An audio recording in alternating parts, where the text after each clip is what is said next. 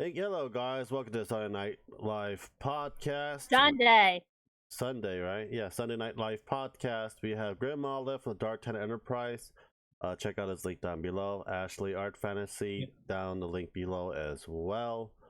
And we also and also our channel. Subscribe, like, and share. And I'm your host Lance. We're still trying to figure out why Hangout is having a big problem. Because it won't show on my face. Out a lot. I would have waited like 3 minutes to do the intro. Well, last time you were complaining about that last week. No, I'm saying start the stream or start a countdown screen. So people usually aren't sitting in the stream waiting. Yeah. It's like you have to actually go live. Well, you're wrong. People. We have Edit, Ching, and Blue already. Oh, I see. Okay. You're wrong. Well, I guess that's good enough. I'll take it, right? I'm not even... Hold on, let me... Hello, Blue. Hello, Ching. Hey, Edit. Sony doesn't suck. It's just... They are like going to the bad way. Well, he sucks right now. Especially, I'm gonna make a video about it for tomorrow for the Sony policy. Vera made that today. I gotta take a look and see what article she puts up. Hello everybody, Sunday Night Live is about to start. Yeah, Ching. Omega Ghost is here. I win. It's Monday for 2 hours and 30 minutes for me already. Still Sunday night. Ching says, hey Lance and Ashley, hey Graham. Hello, Ching. Hello. Huh? Hey, Ching. I'm not even in the channel yet. In 12 hours, I'll be doing the arena draft. Right. Do you know why I was kind of brainstorming. I think I had mentioned to you why they kind of put it off like that, the draft code. For the yeah, you told me, because basically they don't want to screw up with the game stores tournaments and stuff. Right. I mean, but it makes sense, right? Yeah. Well, so they give you the code, but they don't want it to go live until after the physical pre-releases are over. So the set doesn't fully come out till May 3rd, so. Yep, that's right, true. But I mean, technically, a lot of people who wanted booster boxes have them already. Yeah. Because you can buy the booster boxes, on the first night of pre-release at midnight, starting at midnight. Yeah. So how was your pre-release? Hey, so that's pre-release is good. Went in, we grab it, got the kit. Ashley says we go home, but I want to play and stay, but she doesn't want to wait for hours, so went home. See, but you know what? At least I got the code, so I can just play it online. So we were there at a little before 2:30 in the afternoon. The game didn't start till 4. I wasn't going to wait. Oh, you didn't tell me that, Lance. You said you just went. And Lance told me, he messaged me and said, oh, Ashley won't let me play.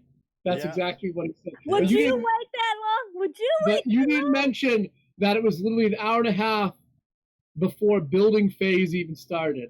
Yeah, because I was have Ashley I go ice wasn't shopping going to wait and stuff. in the mall, bored to death. He literally messaged me and said, Ashley's not gonna let me play. Like it was all your fault. Yeah, it is still your fault, Ashley. Would you wait an hour and a half? I know this is strange, but you ever just take your socks and shoes off at home after a day of work? Yeah, I do, because I'm half Asian. No one wears their shoes in the house. We don't wear shoes in the house in our household. We have slippers. Yeah. I don't wear shoes in my house. Yeah, I don't want you to bring whatever dirt and shit you got from outside. I don't know if you've seen stepped on dog crap when you came into my house. I was practically raised by my grandmother, and if I wore shoes in the house, I would have got beaten. Right. So, I just want to say now, I understand what happened at pre-release. And you're supposed to be on my side, Ashley, he made you out to be the bad guy. The bad guy in this, when really it was all just a misunderstanding. So I think that after we're done, maybe you should have a chat with him. Who? Me? Vance, you're dead after this. Oh, I'm already dead. Look at me. So I played an Is It deck. I built a random, Is It colors, which is blue and red, and I had a bunch of planeswalkers. I have a question: is M19 part of standard still or no? It is still part of standard. Sweet, I can make a good zombie deck then. It rotates out in September or October or around there. Well, I can still make a good zombie deck by then. True. And for anyone who doesn't know, we are talking about Magic the Gathering. What am I doing watching the stream at 2:35 in the morning? I don't know, Omega Ghost, because you love me that much. All right, everyone. Well, welcome to the show. Tonight we will be discussing a multiverse of topics. I hope that who goes in first, Atman or Thanos? Was it? Who goes in first, Atman or Thanos? Who goes in first? Okay. Well, I say Ant-Man because he's the tiny one, right? Well, he has the Reality Stone, so you better not spoil it, man. People are gonna keep spoiling because of you. What Reality Stone? Remember, in this movie, I mean, you should know this from the last one. Thanos has no stones. He used them already. That's not how the stone works in the comic books. Well, it's how it works in the MCU. He used them. Well, no so they'd only be able to use once? No, you can use them multiple times, but you can use them to get rid of them. So you can use the stones to destroy the stones. Thanos doesn't have them anymore. Hey, Steve's here. Ash, how's Ninja Turtle arc going? I don't know how's Ninja Turtle arc going. So he wants me to draw a Ninja Turtle, and I haven't started yet. Well, you can, yeah, she can do that. Just pay her a bunch of money. No, I'm just joking. It's whatever you want. Give it to me. Yeah, send it to us. All right, topic number 1 is one that we could all kind of surround and yell about. Another Sony official, executive, whatever they want to call themselves, did an interview with another website. But this person claims that Sony actually has no guidelines for censorship, that everything is done on a case-by-case basis. And all these games, they're basically judged out in California. They're sent up to an executive, and that executive makes a decision on how he feels about that particular game. And of course, something, just reaffirm something else we already knew, which was that Sony doesn't give two craps about the rating boards. And instead of letting the rating boards just do their work, they're saying that, we have our own set of standards. We don't necessarily go by the standards of the rating boards that exist in the world. And yeah, that's how it works. That's basically what they said. But I think the big thing to take away from this is what was said, which is that we don't actually have any written standards. If that's the truth, and they have no written standards. They're going by bias cases. Well, I mean, the first thing, I'll throw out a few questions, and then we can all answer them. The first thing is how's a developer going to know what's right and wrong, considering stuff that came out last year is now not acceptable now, but was acceptable, say, last year. Sony talks about standards, like world standards. Mm-hmm. Who's defining world standards? Whose standards? Because sure it's not mine. Probably the SJW's CEO standards. Which SJWs? Because, before I pass on to one of you guys, look, we all know the difference between the United States and Japan. Look, hell, Mortal Kombat's banned in Japan because they deem it as too violent, It's banned in Japan? Oh yeah, Mortal Kombat's banned in Japan. Yeah. They don't have Mortal Kombat in Japan. Well, unless they get it through the mail. They probably buy it off the internet. Yeah, they usually do it. Off the internet. I mean, Japan's not knocking down people's doors and arresting them for having it. They're not doing that. It's like when we buy games off of PlayAsia. If they're not sold in stores over here, it doesn't mean they're not allowed over here. I don't think Mortal Kombat even sells well in Japan, does it? Well, I don't know the numbers. I mean, like I said, it's banned. So I don't know what the numbers are. So I think what the banning is it's not allowable to sell it. So you can't sell it in a retail store. That's what the ban is. They can't say it's like because they have freedom of speech and a constitution as well. So I think they can't say you can't have it. So if you get it from say overseas, they can't tell you can't have that because they can't ban it that way. What they can do is ban the sale of it in Japanese-based retail stores, which is what they did. Anyway, and the opposite with the United States. Oh, any level of violence is okay here, but any sexualized content, is a no-no, which is the opposite in Japan because sexualized content is not censored, not pushed out of the mainstream. Well, sexuality has always been big over there for a very long time. Sure. I mean, yeah, whatever the reasons may be, but it's kind of like the opposite effect here. Sexualized content's pushed out, but over-the-top violence is that's what I don't get. Women can go around dressing half naked, and everybody's like, "Oh, that's okay," but you can't have it in a video game. Yeah, bikinis on a beach. It's a double standard. Yeah, well, it's a double standard because they're basically taking the clothes off the male characters now, but putting them on the female characters. So back to kind of what Sony said. Lance, what's your take on Sony claiming? Well, Sony saying flat out finally that we don't actually have a written policy. We do it on a case-by-case basis. We pick and choose what we want on our platform. And heck with the ratings boards, we have our own standards. I think Sony can go screw themselves. All right. Because, if that's what they're going to play it as in a biased way, what they seem redeem.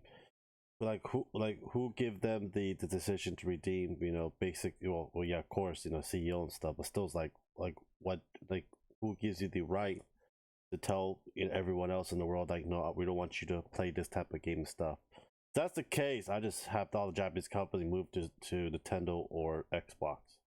Or put it on Steam. We saw a lot of anime dating games on Steam right now. I mean, tremendous amount. They just literally just. So there are a lot on Steam, but let me just tell you quickly.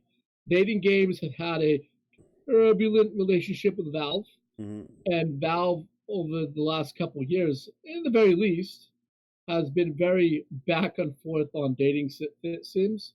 Yeah. And Valve, although letting them on the platform, has, and this is a whole topic for another day, has in their own way waged a battle against sexualization in dating games. Believe it or not, it's a let me just say at least turbulent relationship, and it's something that I've been researching, and we'll touch on this later. They also announced that majority of all the dating games are going to Nintendo Switch because how the Switch is designed is actually good for those type of games. And yeah, so the one that's coming out that would affect me and you the closest would be Persona 5 Royale, right? It's supposed to be coming out next year. We don't know if Sony's going to censor it. We don't even know when next year, but we know sometime next year. We're not even sure what the extra content is. But it doesn't matter. My worry is, are they going to censor it even past what Persona 5 is right now? Well, they can't censor the original Persona 5 that just came out. That's just... Well, they can... I mean, Sony can demand that they patch things. Yeah, you're going to see a whole bunch of outwar for it. They're probably going to burn down the headquarters in California. Well... I can see Californians people doing that. Let's not advocate violence towards Sony Studios. I'm just saying, people will do that. Yeah, I know how crazy people are in California. Because California is a huge anime and gaming thing, and it's basically if they're gonna force that upon people and stuff, say bye bye to your PS5 profit. You're basically going to be releasing this thing next year. And people's not going to buy it. Because a lot of people that buy PlayStation 5, it's not because of the first party. And basically first party, because a lot of the first party are JRPG games. A lot of JRPG games are sexualized. A lot of anime style RPG action fighting and adventure. Those are very sexualized. If they're going to censor those damn thing, and people know about this can be censored. Well, you just lost a huge chunk of portion that actually buys your damn game. You know, yeah, God of War used to be sexualized, but when he made Kratos the father, that is understandable. You know, his kid and stuff like that. Other than that, it's like, what other first party games do they have that basically, you know, was really good? Spider-Man was good. Tomb Raider installment number 3 sucked. But there's a lot of first party game they made, the Sony made it just literally sucked, and it's not even worth it because the Days Gone isn't doing that well. I mean, it's okay. It's getting like a 70% percentile. Yeah, which doesn't mean it's a flop, but not really. I expected it to be a little better, to get a little better ratings than it did, but it is what it is. I mean, we're probably in the same boat when I say neither of us are going to touch it till it's like $20 or $30 most likely. Maybe if if it was rated higher, I'd pick it up when it goes down to 40 or it goes on sale. But you know, from what I see in the reviews, it's definitely something I'd want to pick up at $20 or $30. Well, no one's pre-ordering much anymore because a lot of game industries within the past. You don't know. Well, we had talked about it, right? Yeah. Because what's the point of pre-ordering when you don't know what they're going to do to the game, right? You might as well wait and find out where the censorship is going to be, because now we're at the point where it's going to be somewhere. Someone's going to say something. Someone's going to try and tell them to do something with it. And not only that, it's just that a lot of games and a lot of console comes to our hand buggy as hell or broken, and we gotta wait several weeks to get a patch for it, or there's no content at all. It's like Anthem? Yeah, Anthem. It's like not complete. It's like Anthem.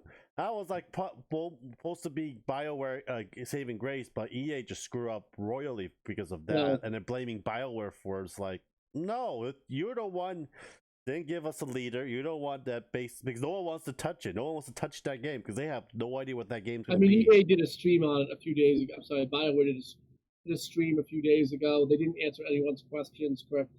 Yeah. Anyway, like EA that's a whole nother bag of worms. They have their own problems beyond censorship. Back to Sony. But Sony, I think they're taking the content away from the majority of gamers that the majority of gamers want. Mm-hmm. You know, and we see this in everything that NetherRealms did. Mm-hmm. Everything that's going on. Everything that went down with Senra Kagura and the creator of that stepping down and leaving that company. It's all a problem. But again, we need to address exactly the new information, because this isn't new information. This has been happening for a while, right? So the new information is now we hear the truth that there's no guidelines. Mm-hmm. If Sony's going to have censorship, if Sony's going to have their own standards, I want to know what those standards are. Mm-hmm. I want to know what they are in black and white. I want to see them on a piece of paper, in a news article. I want to hear someone talking them, someone telling us what they are. You can't just show up and say, I just know it when I see it, because it doesn't work that way. And there's the popular saying is, I know it when I see it. And I think that that's bull. Yeah. We need to define things so that we all have an agreement of what they are. Mm-hmm. Otherwise, how the hell does anyone know? What do you think, Ashley? I think they're giving in to the people that don't buy games and becoming a bunch of sissies. I wonder if their stock dropped. No. It went down. Ching is in the chat asking, who's the executive that decides all this? Exactly. Who is the executive? Sissy boy. We don't even know who he is. It's crazy. We don't even know who he is. They're becoming some sissies that are afraid of a little bit of boobs. Yeah, their stock's going down. They went plus 3.5, but they've been keep going down a lot and slowly going up and going more down. Well, it's a consumer electronics company, so there could be several reasons. They also have a movie division. I mean, I don't think this is hurting them. The recent movies have been sucking, so yeah. Well, they have a bunch of horror movies that are coming out soon from Sony, but I mean, yeah, the question is valid. Who is the executive? Because we have no idea. They didn't tell us. Yeah. They didn't tell us. They just said that it goes to an executive who makes a decision. It's an executive who's afraid of boobs. Or, yeah, I mean, it's a cop-out, but what they say? Oh, we're afraid of the Me Too movement. We're afraid of world standards, which we still have no explanation of where they got that from. Whose standards? Because all I see in Europe is that they show boobs on TV. Yeah, we don't know. I'll tell you whose standards they are. They're from an alternate universe, I guess. I don't know. Yeah, pretty much. They're alternate universe. I think the standards they're going for is China's standards. Well, that would be a good take on it, right? Because they're the only ones that are afraid of sexuality. Sony wants to get into that market. They want to, take that market and run with it. Especially with it seems like people. I mean, China has always had very popular PC gaming, so Sony wants to because there were no consoles available in China. They just had computers, so of course that's why PC gaming is so popular. That's why esports is so popular in China because the majority of esports are games that are played on the PC. So those games have been popular there for many years. But with consoles becoming a lot more popular in China, the company wants a foothold, and it's cheaper for Sony to create only one version of a game than multiple versions of games. So if they conform to the most restricted standards that exist in the world, then they never have to do anything else to it. And that's what it seems like. So the social, so this world standard that they're talking about, I can go with it's really what's standard in China. But the problem is they have to make this a written statement. If they go by bias from each company and stuff like that and favor one company to another, then there's going to be a huge problem with the developers. They're going to lose business. Yeah. All the business is going to go to Microsoft or Nintendo. Mm-hmm. Well, a lot of it will be divided with both. We'll see. I mean, nothing's really made it over to Microsoft yet. So we'll see. We'll see after the PS5 and the Xbox and release next year. That's when we'll truly see. So then we'll see how the investment of property is going to be for it. I think Sony's going to go down until they're like, we need to, like. I don't think Sony's going to go down. I think that they might take a hit a little bit. There's a lot of. I think the PS5 is going to have a really slow start. Yeah. And I think eventually, Sony's just. We want Sony to go slow and not have a hit story. We want to have a hit because when they give a hit, who's their overlord over there? They're investors. Like, what's happening? What you do wrong? What you change? They look back, it's like, oh, you dumbass. Why the hell are you doing policies? These kind of policies? Like, oh, but I don't care about your standard. We want to make money. This is how we're going to make money. You're going to take that away.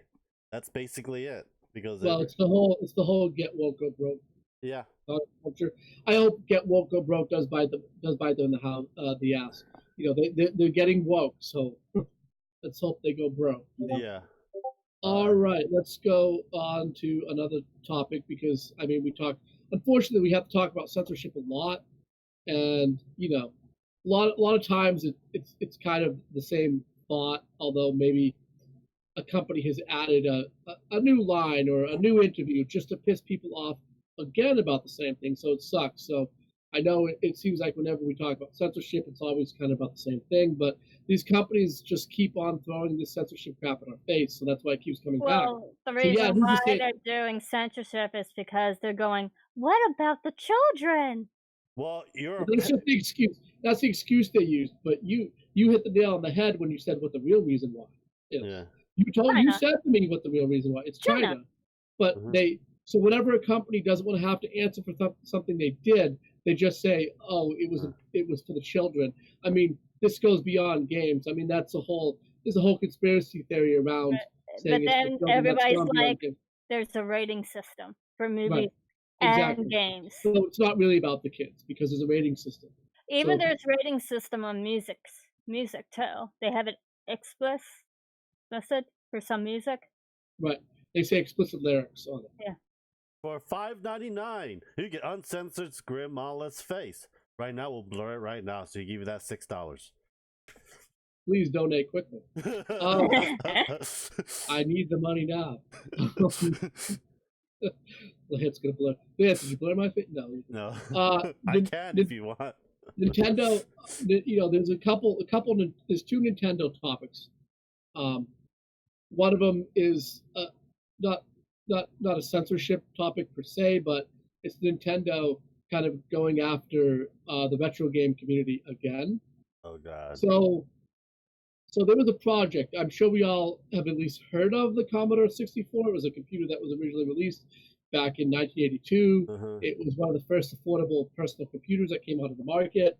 It was far cheaper than the other popular computers at the time, which was the Apple IIe and the Atari 400 and the PC Junior from IBM. Anyway, this computer still today has a large fan following, which is it's fun. I love to use new software on the computer and fool around with the 8-bit hardware from the early 80s. I think it's fun. But there's been a lot of fan projects where people have tried to convert things over. And there was a fan project where they literally rewrote all of Super Mario and put it on the Commodore 64. It took them 7 years to do this, and it's quite a feat because the Nintendo Entertainment System was actually a faster system than the Commodore, although they both ran on the same CPU. The Nintendo Entertainment System and the Commodore 64, they had the same CPU. But this got released, and this is a project, this is a piece of software that is not going to affect the bottom line or the sales of Nintendo at all. At all. This product is not going to hurt anything at Nintendo. But just like with the ROM websites, Nintendo sent them a DMC takedown. This project that everyone knew they were working on for years and years, that everyone was really excited about because they thought it was really cool. A pixel for pixel remake of Super Mario, on the Commodore 64. But Nintendo again strikes it down. Strikes it down again, going after the retro game community again, even when it doesn't hurt Nintendo, which I think is ridiculous. It's ridiculous. It's Nintendo. What do you expect? Well, I mean, none of the other companies are really doing this. I mean, you don't see Sega doing it. You don't see any of these other companies. Well, Nintendo's notorious for it, so. Think of them like Disney. That's the best way to put it. Right, and I don't know which one's worse because they both done a lot of bad to their own fan communities. If I were to do a fan art of Disney, any of the Disney princesses, and go to a convention or something and try to sell it, and the convention would be fine, just can't sell it online. They may even just take down the video. Yeah, they'll take down video and stuff like that. But selling at a convention, they can't do anything about that. That is true. If you showed up at a convention with fan art, then they can't. It depends if they're at the convention or not. Sometimes no, even if they're at the convention, the convention's not going to. I've been to a lot of conventions. I've helped run conventions. I've only been to anime conventions. Yeah, they're not gonna. They can't go to the convention and say, "Get rid of booth 347." Look, I've been to conventions where there's booths selling tons of pirated software and pirated games, and they don't get shut down. Yeah. And I didn't go to PAX East this year, but I heard from people that did. There were so many pirate booths at PAX East, and there were people that even went to the PAX East organizers were like, you know that that booth and that booth and that booth and that booth are selling all bootleg and pirated software. Taxi's just like, okay, thank you.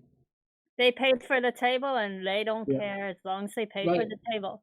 They pay for the table, they don't care. So, so yeah, just another example of Nintendo. Nintendo and Disney's one and the same practically. Overprotecting their IPs.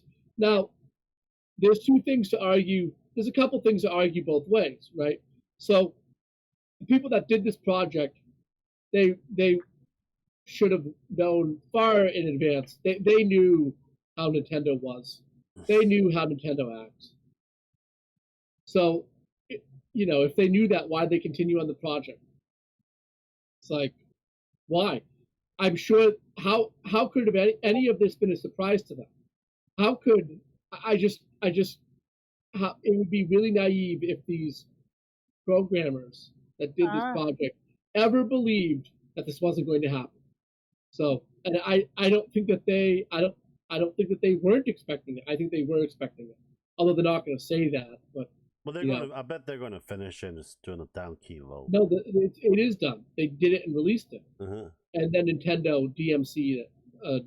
They sent them a DMC takedown for it. BitTorrent it, guys. BitTorrent it.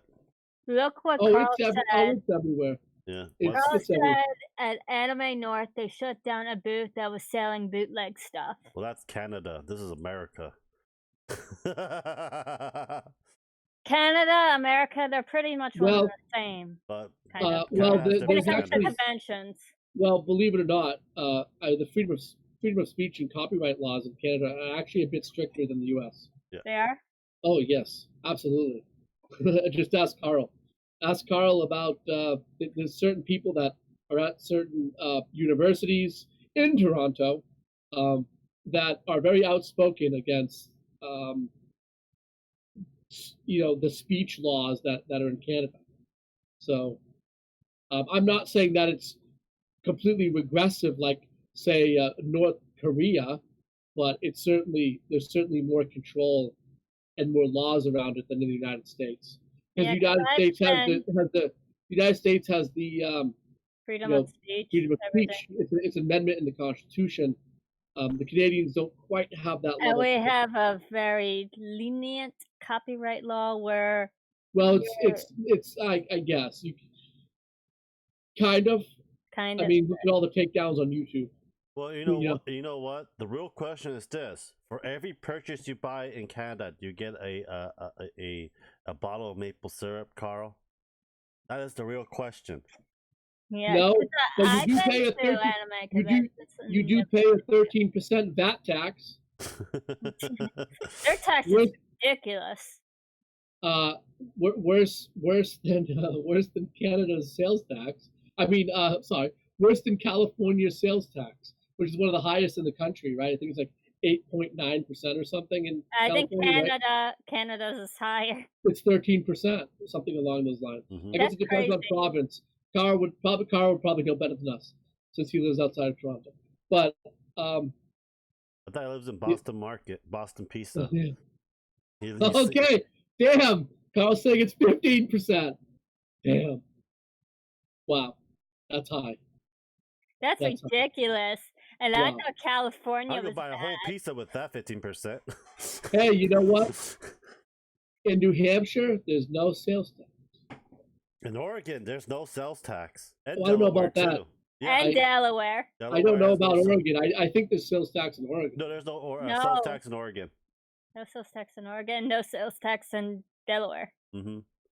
I'm looking up no sales tax states. Because we usually mean there's no sales tax. That means property tax is high.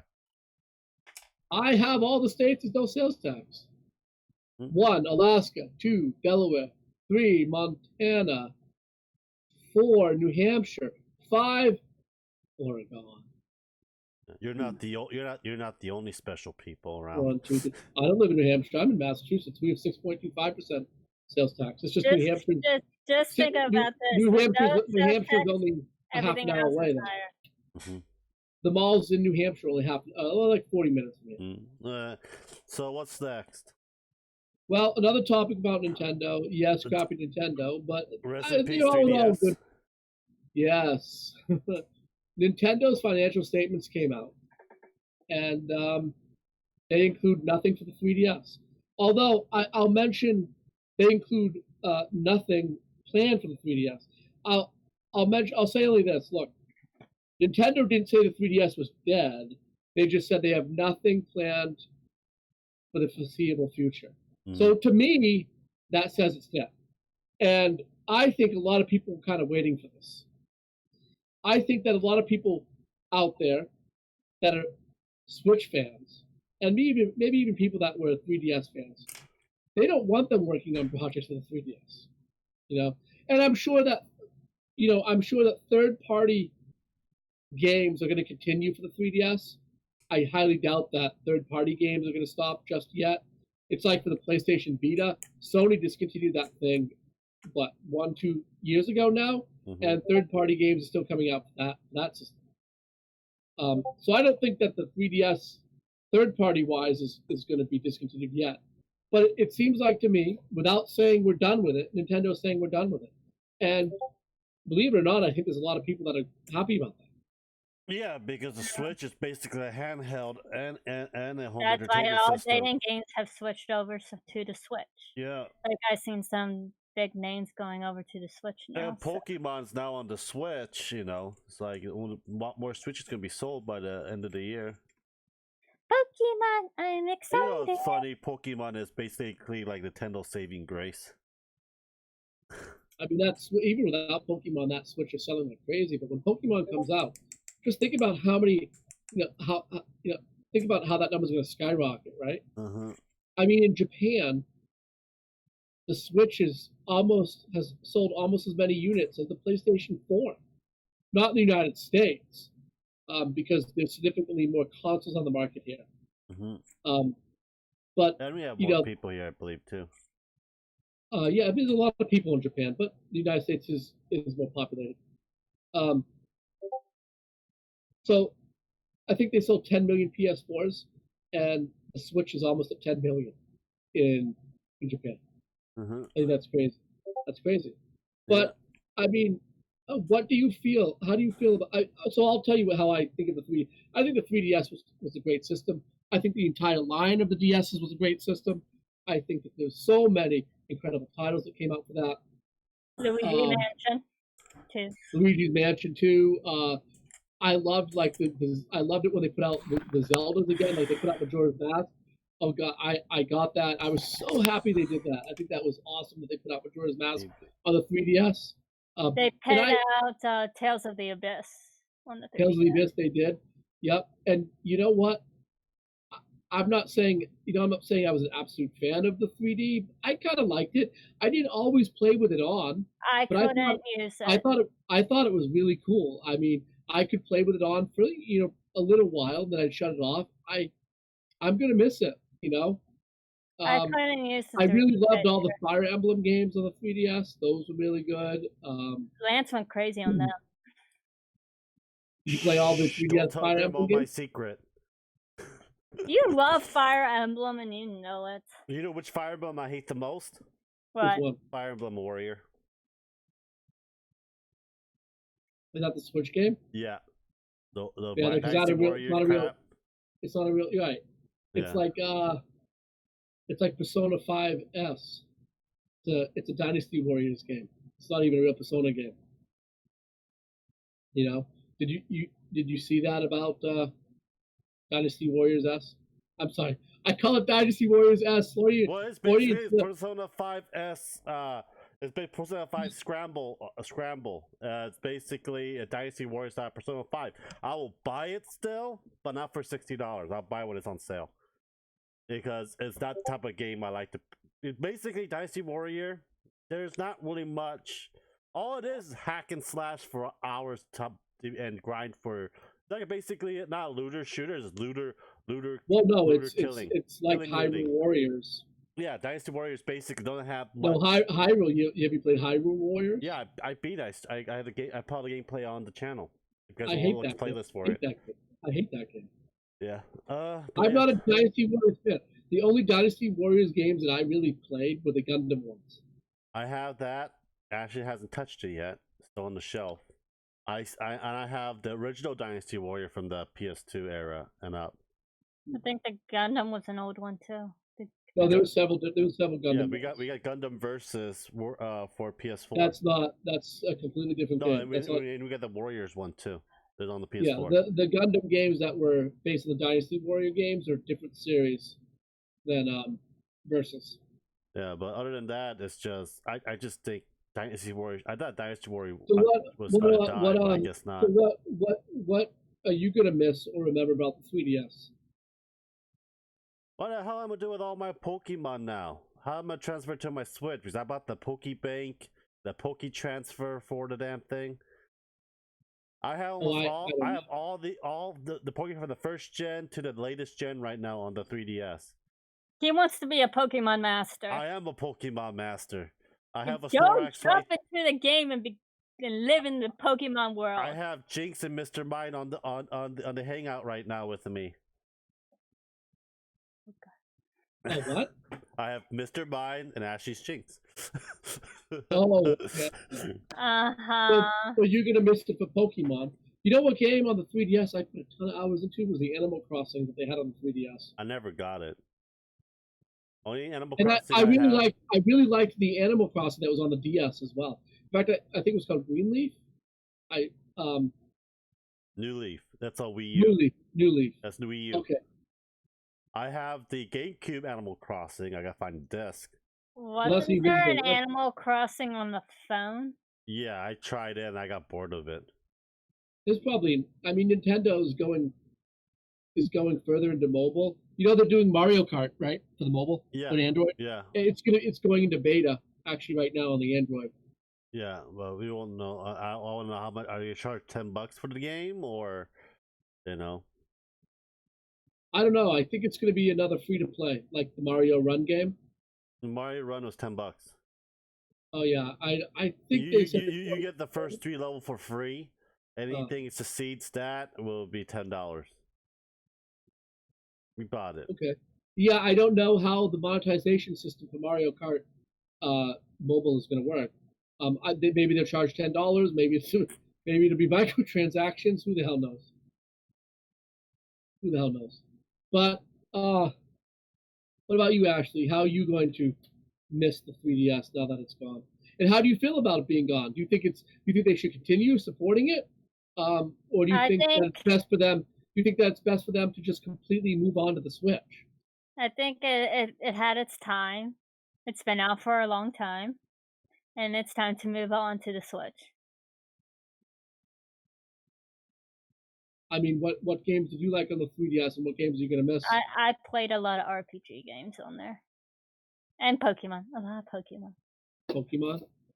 I know they had the Tales games, and the original DS had a lot of Final Fantasy remakes on it. Yeah, you just never had the money to buy it. You can give me all yours, and I'll put it up on the shelf. You had Lance had Bravely Default on it. Oh, that was one. I got 1 and 2 on it. I haven't really played it. I only played 1 a little bit, but I think I didn't have any time because I was in the military back then. I was really busy. I was working. I was sick, like heavily. I was really sick, heavily medicated. So yeah. So yeah. So I think it's sad because it's kind of a passing of the torch, you know, and I think it is time. I think Nintendo shouldn't spend any money on developing Switch games. No. And like I said, we're gonna get Switch game. 3DS. I am very tired tonight. I apologize if I mix up what I'm supposed to say here, everyone. I think it is sad to see the 3DS go, but I think Nintendo needs to concentrate on the Switch. I don't think they should be making. You concentrate on the Switch Pro. Yeah. Well, they're right now. We know the Switch Mini, but not the Switch Pro. So I think that I think it's time for them to let the 3DS go. Yeah, I think it's time, and I'm not sad about it. It is what it is. I mean, the system has been around a long time, right? Mm-hmm. The 3DS came out in what, 2011, 2012? Yeah, it's been Yeah. It's lived its years. It's not like it was a short-lived system. So, and hey, for those who really love the 3DS, you still have third-party games that will be coming out for the next couple of years. We have the 3DS, 3DS XL, 2DS, and the new 3DS. And the new 3DS. I think about new 2DS. I bought actually the 2DS. And she never played with it, so I just gave her the regular 3DS XL, and I got myself the 3DS XL new. Yeah, that's what this is the only one that I have left is a black new 3DS XL, which I had gotten when I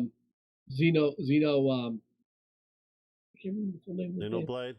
Xenoblade, right, the Xenoblade came out with the 3DS, and you needed the new 3DS to play it, so I bought that and then a new 3DS, and then I played through like half of it, and because it was my second playthrough, because I played it's also on the Wii U. On the Wii, it's not on the Wii U. It's on the Wii. The Xenoblade Chronicles on the Wii U, and the Xenoblade Chronicles 2, the Xenoblade Chronicles X. I'm talking about Xenoblade Chronicles 1 is only on the Wii. That's the Wii. The second one's the one on the Wii U. Yeah, Xenoblade Chronicles 2 is on the Wii. And Xenoblade Chronicles X is on the Wii U. Lance is getting me confused with his wrong information. Xenoblade Chronicles it's on the Wii. Xenoblade Chronicles X is on the Wii U. And the Chronicles on the Wii. That's what he was saying. That's what we just said. I thought you said 3DS. It was also on the 3DS. Why is there a sticker here? Xenoblade Chronicles came out for the Wii, and then later it came out for the 3DS. But it only worked on the new 3DS, not the first gen 3DS. Yeah, but I never used the 3D feature. It always gave me a headache. I understand. Yeah, I never played it. Only played 2. 2 what? 2DS? No, on the Xenoblade Chronicle. Only played 2. I haven't played 1 or the X. I own them though. The best one is X. The first one. Oh, it's post. You like it? It's posts. Damn. Yeah, it's not. Well, I like X the best because I liked building the mechs. Well, that and the voice acting was way better, and they were less like Japaneseized than the second one. It's all about busty broads, and then no depth into the character design, Well, and the voice acting didn't match it with anything. I was so disappointed when I got to. After playing X, Lance likes boobs. Remember that. No, but the characters in the story in 2 are they're bad. Yeah, it's garbage. There's no depth to the characters. Just boobs, and that's it. No character. No character development. And the world is kind of, I don't know, hokey. I don't know how to say it. The world is not that great. It's kind of like the new Zelda game. There's a lot in the world that's not used. Exactly. Mm-hmm. And that is a whole other topic of conversation I talk about all the time. How I am not a Breath of the Wild fan because I never played it. It's an underutilized. I'm sorry, it's a zero utilized open world. They can call that game open world all they want, but if you don't put anything in your world, who cares if it's open? But isn't RPG games open world? Not all of them. No. Open world is its own subgenre. I'm waiting for the new Link's Awakening on the Switch in the year. Yeah, I'm looking forward to that. That's going to be pretty good. But I guess we can kind of end this topic with 3DS, NDS. The whole DS line. You will be missed. You had a great run. A lot of good games out there for you. From you, for you, and it's time to move on to the Switch. So you're telling me to smash my 3DS with a rock? Okay. No, do not smash retro game hardware. Rest in peace. Don't you dare do that, Lance. Well, don't worry. Yeah, don't worry, the PlayStation Classic's still up on the wall for Grim to How love. about I'll do Grim a favor, and I'll take it, And right on the stream, I will smash it here in the art room, have it right on the screen. So you basically told me you're gonna take my birthday gift. I think it was birthday gift, Christmas Yes. gift that you Yes. got me. You know why? and You know why? smash You it. know why, Lance? You know why? Because you're constantly taunting me with it. That's why. Because you know I think the thing is a pile of trash. Yet you keep it on that shelf just to taunt me. So every time you stream, you can point it out and say, "Look what's up there! It's my PS Classic, and I love that thing." Mhm. When we have a regular PlayStation 1 that was mine for when I was a kid, and it still works perfectly fine. I sold mine. Remember, when we were married, I had mine Yeah, too, because but I sold it. you didn't see the point of us having two. Yeah, plus the. Mine looks so better. Echo's talking about the DS. No, they are not. Nintendo is not releasing games for the DS. Nintendo's financial statement came out, and there was nothing listed for the 3DS whatsoever. Everything's And going when on they when they were asked about it, Nintendo's only comment was, "We have nothing planned for the immediate future." That is exactly what Nintendo said. So everyone is interpreting that to mean we are done making 3DS games because they have nothing on the table for it. Nothing. As far They as should have third-party- switched a long time ago Yeah. because it was way past the end of its life cycle, and they just kind of like, you know, Well, their financial report hammer came out, and there was nothing on it for the 3DS. And like I said, when asked, they only made the comment, "We have nothing on the table for the 3DS for the foreseeable future," which I will safely interpret as we're not supporting the 3DS anymore. No. That doesn't mean that third-party games aren't going to continue to come out for years. That's what I was saying at the beginning when we started talking about Nintendo. because Third-party of the games. Vita. Yeah, the Vita still has games coming out for it, third party, even though Sony dumped Most the of thing years ago. the Atari games are stopping the Vita and going completely on the Switch. Well, it makes sense because, yeah, it makes it's sense. newer tech. Yeah, but they should have. I think Nintendo. I think at the end of it, they drew the life out of the 3DS too long. They should. It also shows that being the only competitor in the market for handhelds is a bad thing in any type of industry. They were Right. competing against it themselves for the longest time ever since Sony stopped with the It's like Vita. it's like their own little oligarchy. Yeah. Cut off all the competition and Mhm. be ruled by corporate greed. Vita had the opportunity to, exceed Nintendo in the handheld market. It's just Sony chose not to support it enough. And and the last thing I'll mention about the Vita, I'm sure we can all agree on, the Sony's decision to go with that proprietary memory stick. That also hurt the Vita a little. Yeah. I hacked mine and modded the memory stick. Oh, what did you put, like an actual SD, like a mini SD or an SD slot in there? Yeah, there's a person out there that makes adapters for it. Yeah, there's an adapter for you, but two mini SD cards for it too. Oh, so it's like an adapter that is shaped like a Sony stick. Yeah. And you put the regular on the inside. Very But interesting. also, if you know anything about like soldering and stuff like that, you can buy a broken Sony one online, and it's easy just to put the regular micro SD into the Sony one. Yeah, I mean, still, a lot of people aren't going to take that option because most people don't know how to solder. So, still limits the scope of the system, and that was a big deal with Sony. Going that route was just dumb. Hey, Grim, I need at least a minute or two. I'm gonna let you go on to the next topic without me, just letting you know. What's going on? Oh, that's okay. So one thing I want to talk about is like what does everyone think of this? So let me ask you a question. Who wants an arcade in their house? You go on YouTube now and you just see video game or retro game tuber after tuber talking about these these one-up arcade machines that you buy at Walmart. Yeah, arcade one-up. Yeah, for I've way too much seen money 'em. by it, though. But I've seen them, and I'm like, Galaga, but I think I have that at home. I practically have an arcade at home. It's called my video game console. well, so A lot of them are hit or miss. It depends on which machine specifically that you're buying out of their products. Like for example, somebody did the review with Gauntlet. It's a bundled one. There's Gauntlet.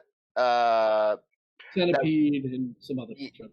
Yeah, it's the one with the ball and the scroll thing, kind of like the Atari had. It's a trackball. Yeah, the trackball and then the scroll thing, where you rotate it clockwise and counterclockwise. Oh, the oh god, yeah.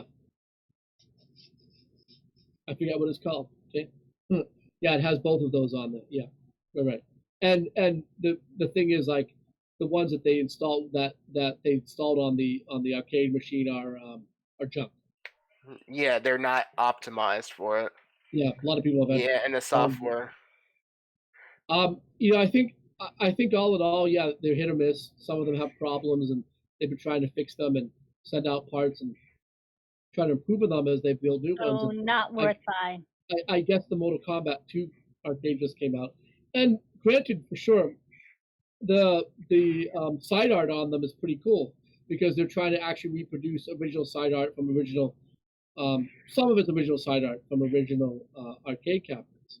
But I don't like them. They're shrunk. Like, even if you They're get so small, I would rather buy an actual arcade one. Yeah, even if you get the booster to make it higher, the cabinet itself might be the correct height, but it's still shrunk. It's still tiny.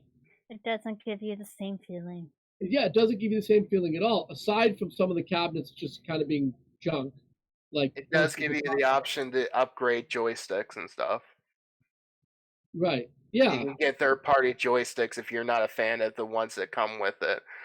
Like, I've tried one. There was a demo in an FYE one time, and one machine that I played was Super Street Fighter 2 Turbo or something. The controls for that one was perfectly fine. It felt like close to the original, and I didn't have any issues with that. I wouldn't buy this iteration of machines, but if they have like a next generation where they fix all the problems, then I would see it being worth it. I mean, they built a couple of these to try, and it's like it's more than nostalgia for some people, because it's like I grew up next to an arcade when I was a little kid, and you know, two of the games that were in that arcade that I played a ton of, and I'm talking about like back in the mid '80s, early '80s, was like Pac-Man and Space Invaders, and just I played Pac-Man. Just having those and the sounds that it makes and upright, I mean, it's really cool, and you know, there is some emotional attachment there. I just think the machines are too small. I don't understand what the appeal is. You know, like I said, even if you put them on the booster, the machine itself is still shrunk. You know, it's not like the size of an arcade cabinet. And also, if you compare it to the original cabinet, it's also for those like energy preserver people because it has less power draw than the original. Oh yeah, I mean, the PCBs that were in the original cabinets were gigantic, right? Yeah, some of the arcade one-ups are 9-volt power to a brick, and then others are 12. Sounds like a bring my electric bill up. Yeah, well, I don't know. That's considerably less than the original. That's pretty good. So they're low consumption. They're using less power than your computer is. Mm-hmm. So no space for it, so I'm not right. It. So even with these, you need space. But here's something that's been around for years.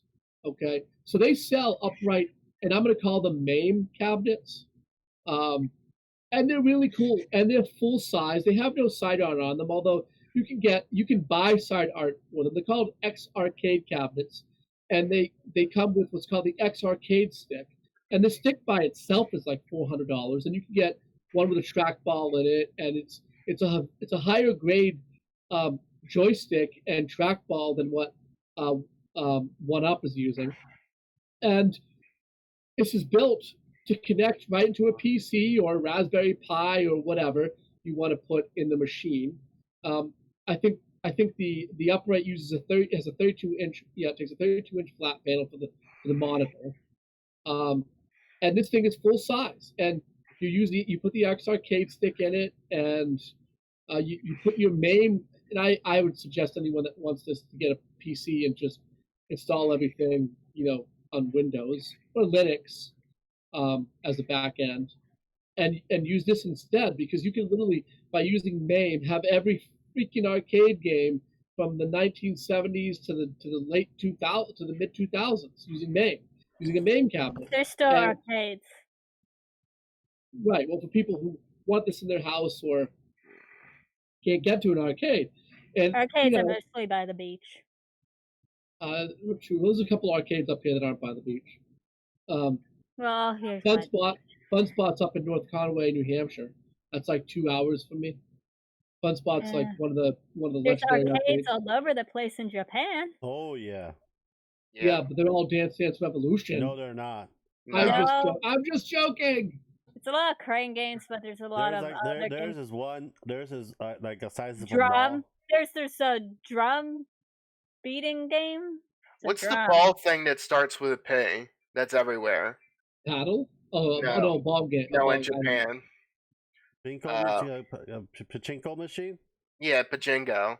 Those are everywhere. The That's gambling. That's not in an arcade. That's like in every freaking store corner.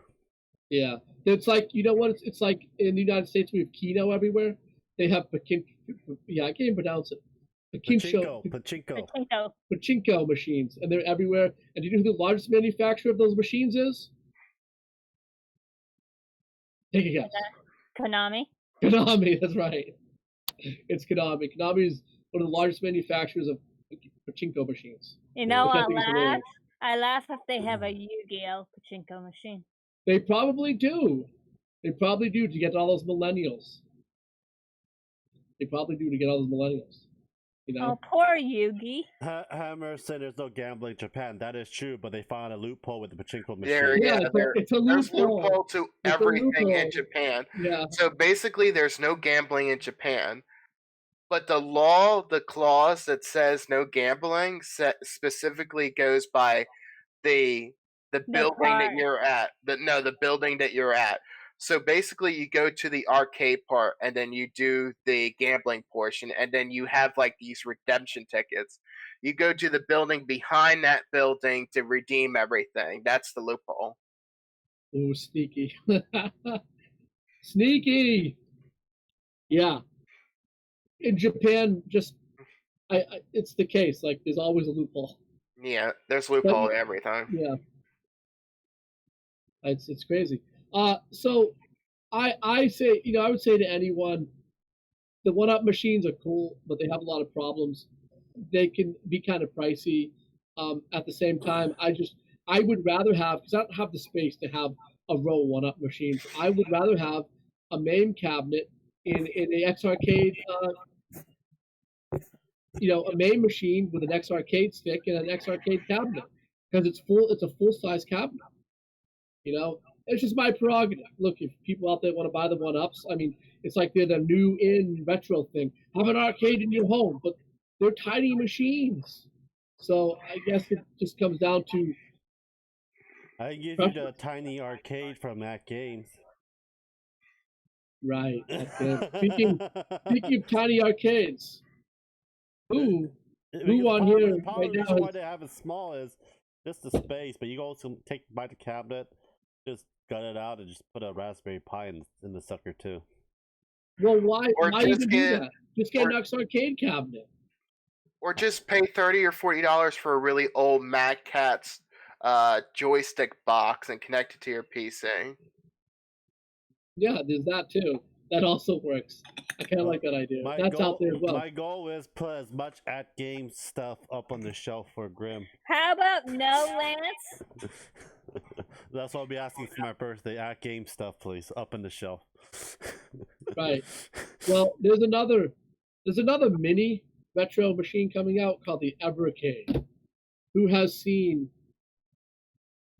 people talking I don't recall saying Yeah, that. I haven't seen it either. So it was just announced that it's another mini handheld, and it's a cartridge-based machine. So it literally takes cartridges that look like the Neo Geo Pocket Color.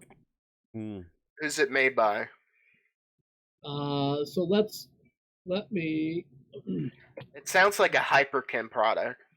It's not a Hyperkin product. You know why it's not a Hyperkin product? Because, well, I know it's not a Hyperkin product because they're literally building this thing so people can put ROMs on it, even though they're not saying that because they don't want to get shut down. And they want companies to actually put cartridges out for it. And for $100, you get the machine. So the machine basically says that there's going to be new retro games on it. It's going to concentrate on 8 and 16-bit graphics, so we know the thing's not going to be very powerful. So the first cartridge, guess what company has already announced they're publishing a cartridge for it? Wait, before you say it, what company pours themselves out to anything they can? EA. Not EA. I'm talking a retro game company. A retro company. Capcom. Nope. It's even worse. Oh, even worse. Yeah, even worse than Capcom. Konami. Nope. Atari. I don't really consider them bad. What? So the Atari collection is literally on everything and everything that exists. PC versions, all of the plug and play, all the plug and plays, the Switch, the Atari VCS debacle. I mean, I could go on and on and on. I think the 7200 was really good. No, I'm talking about. Well, you mean the 7800? Yeah, 78. Sorry, 7800. But I'm talking about the Atari that exists today, which is a different company. They have been involved in so much retro game controversy. And hey Lance, how did you like their newest release? The Atari box? No, that hasn't come out yet. That's never going to come out. It's a lie. I'm talking about their RollerCoaster Tycoon game. Oh, I did. Oh, oh yeah. How did you like that, Lance? Oh, yeah. we remember like 30 minutes in, we're looking at like, wow, it's getting laggier. Then 10 minutes in, it's like, wow, I can't do nothing. Yeah, and every 5 seconds you complain about it. Yeah, it's like terrible. Yeah. Your poor RollerCoaster Tycoon. You love that game. I love it. I loved it on the PC. Yeah, it's just what it just tells you, like, you know. Right. So you loved it when it was Microprose, the original creator of RollerCoaster Tycoon, the original publisher, right? Yeah. But they're long gone. Nintendo has the rights to RollerCoaster Tycoon now. I'm sorry, Nintendo. What am I saying? Atari Holding Corporation has the rights to RollerCoaster Tycoon now. I'm surprised EA never bought them because EA bought The Sims from them. For Microprose? Yes. The Sims is Maxis. Yeah, but at one point wasn't Maxis a subsidiary to Microprose? So yeah, I'm not sure. Could have been a long time ago. I don't know. But Maxis is still a division of EA, so I'm not sure who originally published. Because if you looked at the original games, they were made by the same engine. Right, that's true. So I'm not sure who published the original stuff. I think actually EA was always the publisher of The Sims, isn't it? Like when The Sims 1 came out, EA had already acquired all of the SimCity stuff. I think they helped publish them, but they didn't make them themselves. Okay, and then eventually they bought everything out. Yeah. So I mean, yeah, that makes sense. That makes sense. Anyway, this Evercade device, if you guys want to look it up on Google, like it says, so it a brand new handheld console with unique multi-game retro cartridges from leading game publishers and console platforms. Except the only company that they're announcing that actually has a cartridge coming out for it. For the upteenth time, yes, we must apparently have Atari on every single thing that exists in the world. So their first publisher is Atari. Well, how else Atari's gonna make money? Scamming someone else? Right. Scamming us again? Right. Because Atari Holding Corp is a scam. Yeah. I agree with you. And you do know who actually released. This is kind of funny. The Atari collection on the Switch and the PS4 and the Xbox. You know who published that? You know who developed that? Atari? No, for Atari. You know who did that? At Games. So the Atari collection on the Switch, which I own because it has a lot of great titles on it, was developed by At Games, which I think is hilarious. But don't worry, they'll be up in the shelf very soon for you. This system says it will never require a online connection. It will never be required to connect to the internet. What Atari games do you know that you need an internet connection? Well, remember that they're saying that there's going to be a lot of other publishers going on board with this. You know what company I think is going to jump on next because they jump on all of these things? Data East, right? Data East worked with Hyperkin or Retrobit or one of those companies, and they came out with the Data East, the Data East consoles. Mm-hmm. The Data East Classic Collection consoles. So we're probably going to see Data East on the damn thing next. You know, it's called My Arcade by Data East. Yes, Post. To answer your question, Game Line came out for the Atari 2600, and it was a dial-up game.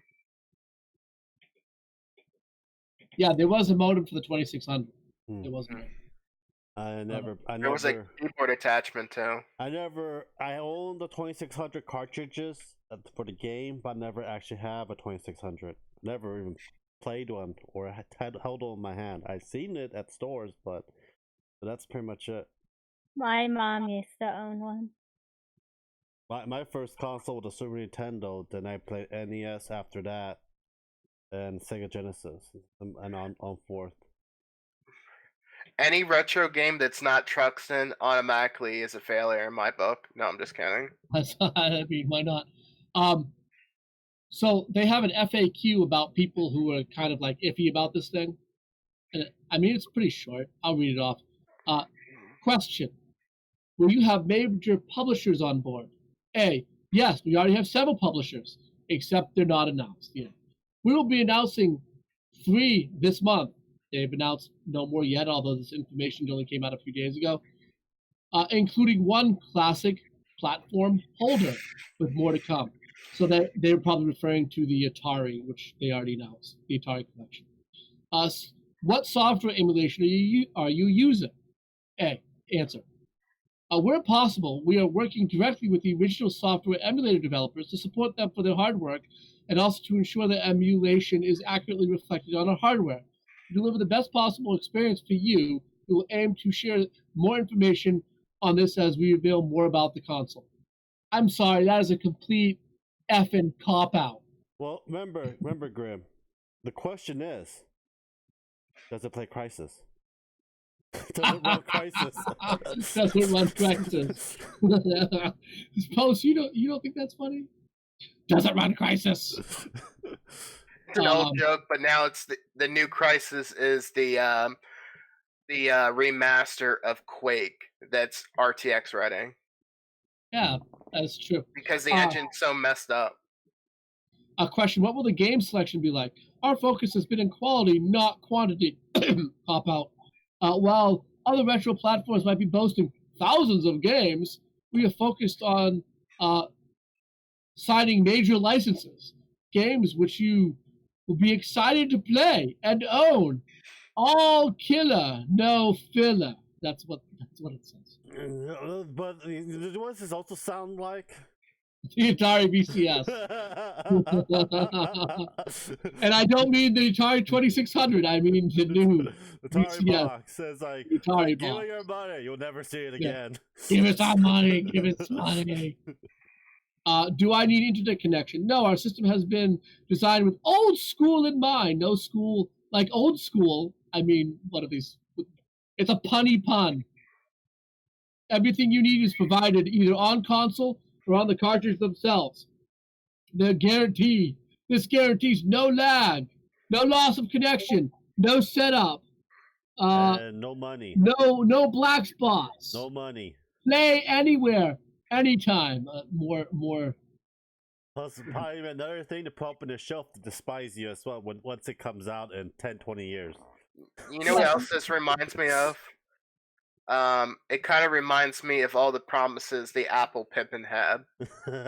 Well, yeah. So the Pippin, which was a while ago now, the Pippin, Apple's attempt at a console, it was a long time ago. But today, I mean, this sounds a lot of like reading the the Indiegogo for the Atari box. Yeah. It really does. Question: why did you develop this? Because we're retro gamers. We're a team of passionate gamers who want to create a single platform for retro gamers to enjoy their favorite games. We haven't developed this because we saw a gap in the market, because there is no gap in the market, because there's no market. I'm saying that. This is a project being developed with passion. What will the game section be like? Okay. Why did you develop this? I'm sorry. The fact is so badly written. Do I need internet connection? Why did you develop this? When will it be available? Answer: 2019. But other than that, we don't know. We will continue our launch. We will announce our launch time this month. So they haven't announced that yet. How will it connect with the TV? One cool thing that it does do, which, I mean, not a lot of portable systems have done, which, by the way, the PSP Go, which was a complete flop, but that did this, which is connected by HDMI to the TV. And I think that's pretty cool. I mean, you can do that with the OG PSP, the first iteration. Right. There's an adapter. The 0001 or the 1000? The 1000. Yeah. So this is a big question here, and this is one we could talk about for a little while. Question: can I add my own games? Answer: we want to create the ultimate retro experience. To do this, we need to work with major license holders, and we have to protect their IP. However, we are also considering a publicly available development cartridge with SD card access for development and testing purposes. Oh my god. Yeah, they're saying that specifically to defend themselves legally. Yeah. So they're going to make an Evercart for this thing that you're going to be able to dump whatever ROMs you want onto it that have supported emulators on this system. And they're basically trying to say, no, we're not going to allow pirating on this, but we're going to allow pirating on this. I think we should go to the next topic. What do you think, Grim? So no, what do you think about that statement? Oh, there's like other freaking emulator type consoles that does the same thing. It doesn't matter. Right. I don't think it's gonna sell. But I don't think it's gonna sell either. But my problem is everything right here. Everything is right here. Like this thing, we want to create the ultimate retro gaming experience. To do this, we need to work with major license holders to protect their IP. But you can just pirate it all you want. So it's like they want their cake. They have their cake and eat it too. They can't have it both ways. They can't make this. Well, they just want you to buy their shit. That's all they want to do. They buy their console and do it however you want with the games. That's basically it. Just buy our shit so we can make some money out of it. Well, because I think they're basically the consoles, the cartridge, you make little money off of the games from publishers. But a lot of people that will buy this would be basically They don't want it for cartridges. Yeah, exactly. No, you hit the nail on the head. Most of the goddamn people, I'm sorry, that are going to buy this, are modders or people that people want to throw ROMs on it. It's just they're just so full of crap. Yeah, they just want to sell a console. It's like a Raspberry Pi. It's like here's a small little computing device. You can do whatever you want with it. It has a retro Pi on it. Do whatever you want. Just give me your money. That's basically what it is. Yeah, I mean, you're right. You're right. So I have my doubts in this, and this thing worries me. Will it even exist? With everything starting with the Coleco Chameleon, will this thing even exist? It's supposed to have like a new Coleco Chameleon coming out that rivals the Atari box, but never going to happen. No, see, it's in a television. In television, yeah, that's never going to happen. Maybe, I don't know. That one seems a little bit more legit than the Atari box. Yeah. I think if ROMs were less looked down upon, then there'd be less of this BS products coming out. Like before Apple was like, all anti-ROMs and emulation and all that, they did try, and they had an app that you could pay for. I forget what it was called, where you had to prove that you owned the physical product, and then it would have this download thing proving that you own a license or something. And for the people that do not have the availability to get the really old stuff, you can trade your licenses on the app. I think they should bring something like that, and then maybe there'd be less piracy. That's a good idea. But, they're not going to do it, right? And as far as people that, question whether they can prove something is authentic or not, the Retron 5, if you put in a cartridge, the physical cartridge, onto the thing, it scans the cartridge really fast to see if it's authentic, and then if you have it connected to the internet, it goes to the internet to get a ROM from the internet that's patched and everything. It plays onto the thing, almost like it's downloading. It's not even using the cartridge at all. Right. Yeah, the Retron 5 basically. Well, the Retron 5 never uses the cartridge. Actually. Yeah. Yeah, never uses the cartridge. The Retron 5 is an emulation machine only, and when you put the cartridge in, if it can't connect to the internet, it just does a ROM dump from the cartridge into the system, and then it plays the ROM in the emulators that are on the system. And then when you turn it off, it does not save the ROMs; it clears the ROM from memory. So to get to play the game again, you have to put it back in. It's got to do another ROM dump when you turn it on. So or you put the save file onto the micro SD that's in the back of the system. Yeah, you can do that as well. Although the system itself does not have the capability of running ROMs without the cartridge. Would you agree something like that would be good for people that own the physical product to they prove that it's authentic and you can keep the ROM? Oh yeah, absolutely. But that way that the developers will be happy that their product's not being stolen, and we're happy that we could play it. As time goes on, though, I think that these systems that play physical, like the Sega SG just came out. They keep releasing new systems to play these old cartridges and this old media. Eventually this old media, no one's going to have it. I think that there are too many clone systems on the market. There's too many clone systems. I think these companies are out of their mind, continuously releasing clone systems. And they still do it. And they still do it. They're out of their mind. Stop releasing things that play Sega Genesis carts. Oh my God, there's too many. Although Sega does what Nintendo don't. Yeah, that's true. Sega does what Nintendo don't. All right, let's go back. Let's go on and kind of finish off with Nintendo, I guess.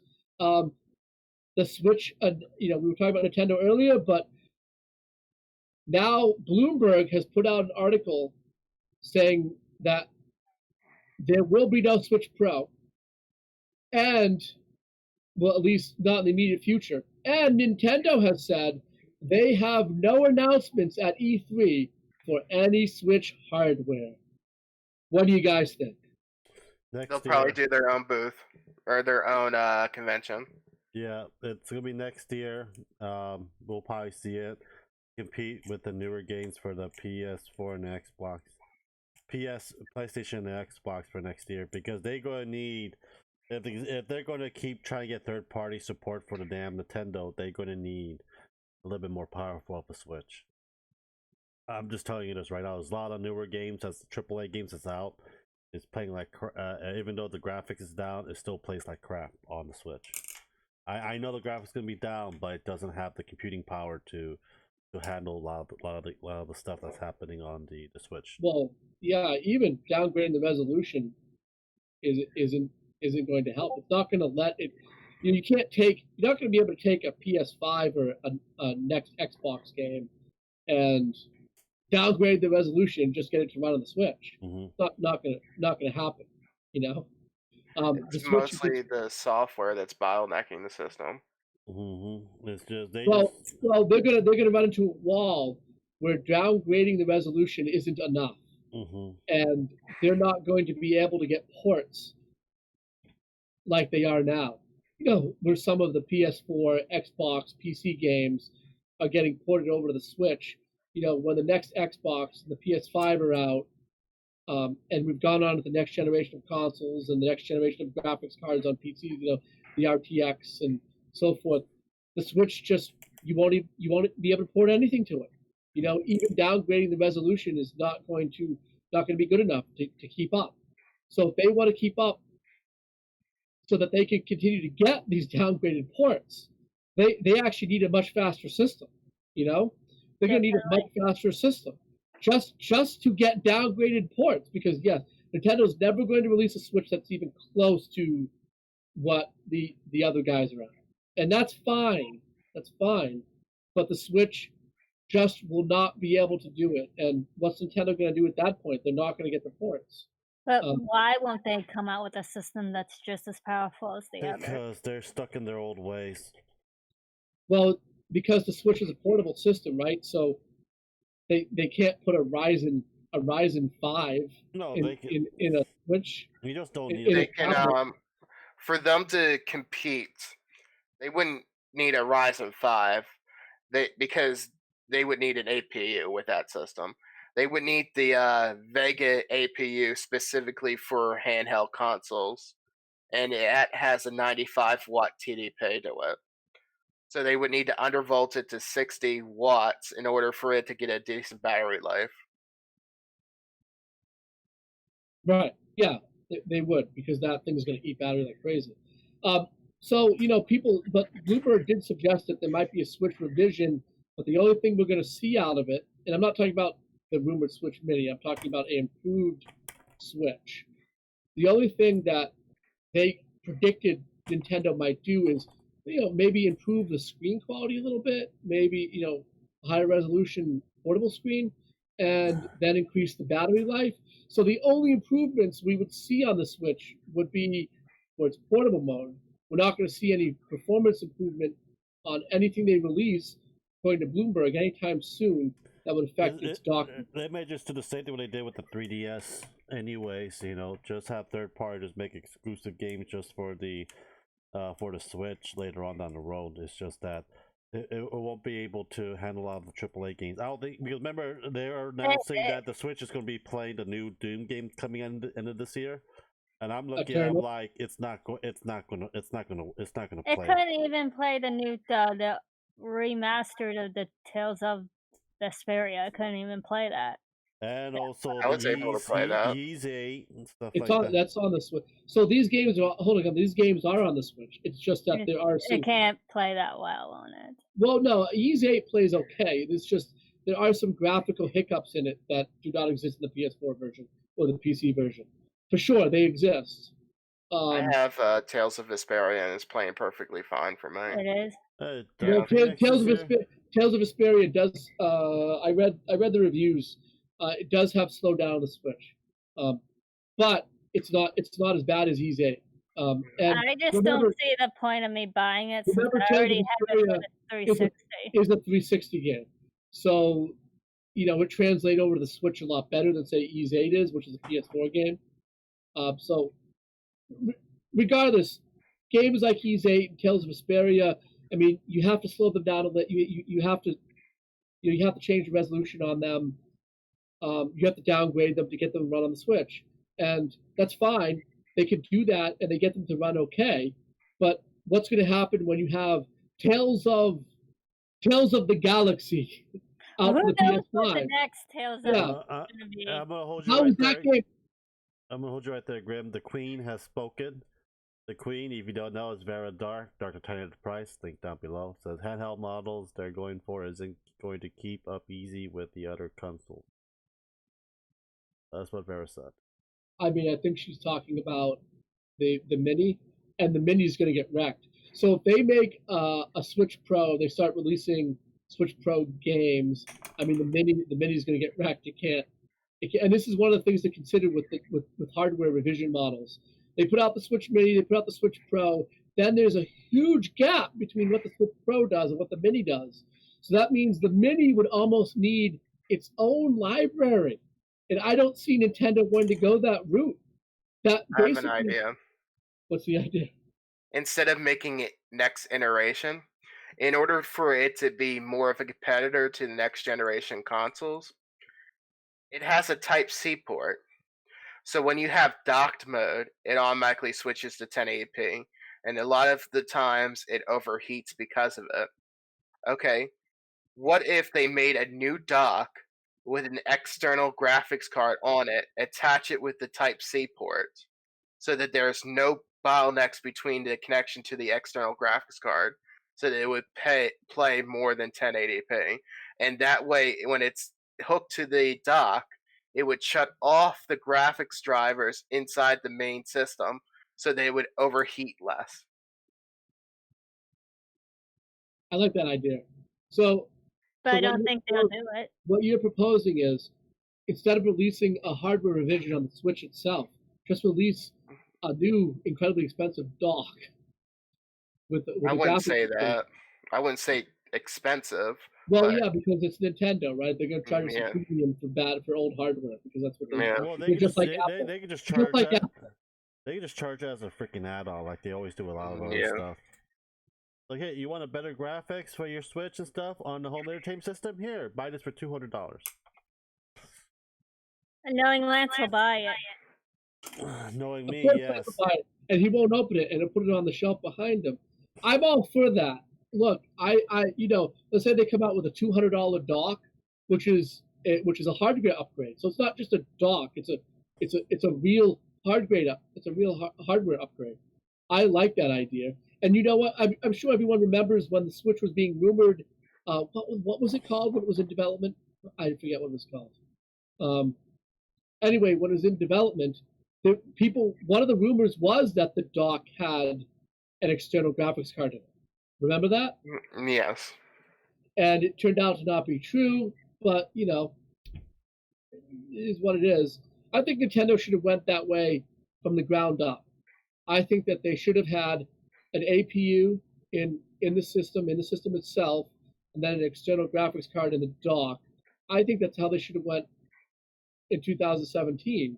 Yeah. But I agree with the sentiment that I bet you they won't do anything like this. No, Yeah. They're gonna want to revise the whole thing from the ground up, which is what everyone was kind of rumor. About the rumor. We're gonna see the Switch Mini, then we'll see the Switch, Nintendo Switch New, then a new Plus, and a new Plus Plus. And a Plus XL. New Plus XL 3D extra size. The Fat Man's Nintendo Switch. And then when the 3D's out, we got that for you. And when the 3D's out, they'll come out with a 2D. Disable everything that's good about the 3D. Yeah, exactly. When we were talking about the end of the 3DS earlier, I kind of mentioned that I didn't really get them coming out with the 2DS. I mean, it defeated the purpose of the 3D. I couldn't use the 3D though. Well, I mean, most people can. You can shut the 3D off on the 3DS. Yeah. I did that. I've never used the 3DS. It's just freaking. It gave me headaches. It gets the vertical sense of thing. Like the movies, Which never work. I just like the movies. I can't watch the movies in 3D. Neither can I. Because I just don't, and my stomach is sick from watching it. I would never have the 3D lever all the way up. I would have it up just a hair, where it's enough where it makes a difference. Yeah. You know what I'm saying? If the 3D lever is up all the way, you have to really, I felt like you really had to focus your eyes like directly onto that. And if you shifted, at least for me, if I shifted my eyes even a little bit, the whole thing would go out of focus. And my eyes aren't the best anymore. I've definitely have problems with my vision now that I didn't have, say, 20 years ago. But just putting the 3D all the way up, and if I moved even a little bit out of like, out of direct sight of it, out of direct focus, it would instantly go blurry, and I'd have to like move it around again to like focus back in on it. So Lance, you'd never be able to play VR.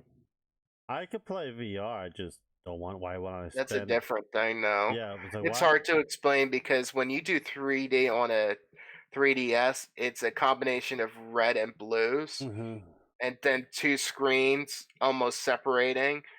And it's hard to explain, but when VR, it's like looking through goggles. The problem is with VR with me is that motion sickness. No, it's not motion sickness. It's just, to me, it's just like, why would I spend $300 for this for a limited amount of games? They have VR has a lot of games, but a lot of games I see is like I don't want.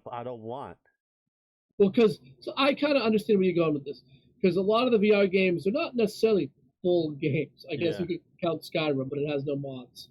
Yeah. But yeah, they're like collections of mini games or mini games themselves, or racing games. One of the games that I tried on the PlayStation VR that I love, Wipeout. The Wipeout collection on the PS4 has a VR mode. It's a lot of fun. Although if you have any problem with motion sickness, you got to be careful with it. Definitely gave me a bit of motion sickness, but I thought that was a ton of fun. Did you see the Wife Simulator one?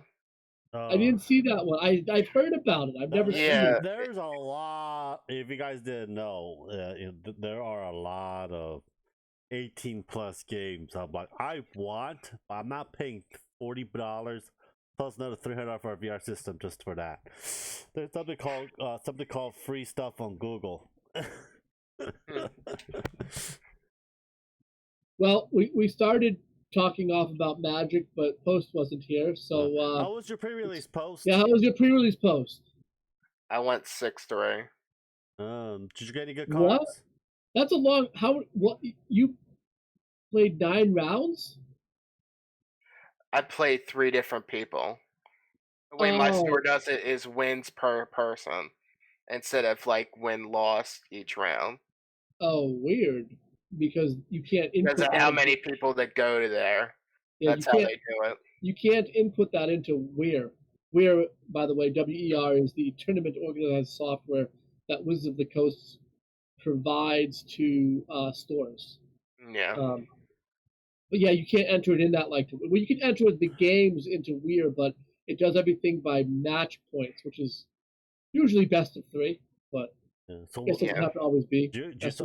You saw my cards that I pull out on my booster box in my kit? No. I posted on Facebook and on Instagram. I went control heavy, yo. I trolled so many people.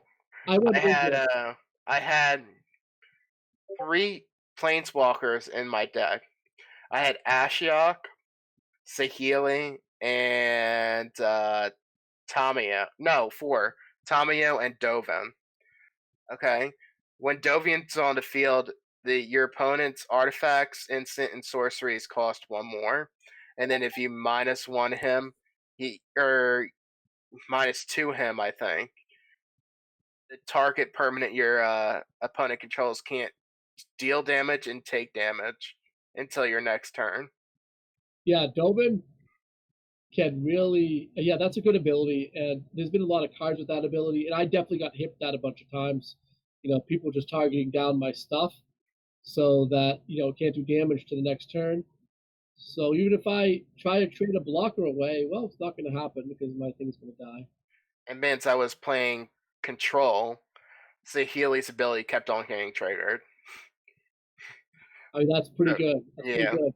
Mm-hmm. The Wanderer was the most annoying of the Planeswalkers I feel that I played against. Who? I think we got that card.